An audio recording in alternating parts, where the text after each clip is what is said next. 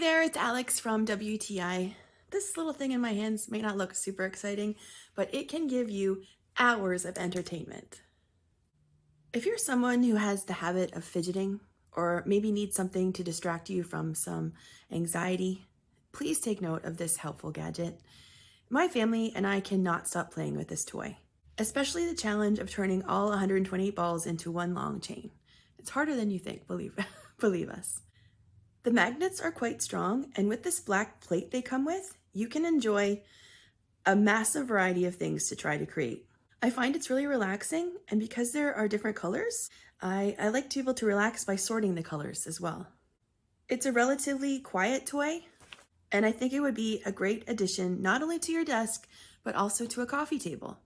Wouldn't it be a great conversation starter? Everyone that has played with this toy has had so much fun using it, and honestly, I had to pry it out of their hands sometimes because it was my turn. So honestly, I really recommend you use this desk toy from LUCKYXJ. It's gonna harness that anxiety or stress you have into this toy. It's gonna be so relaxing, and that's my point of view.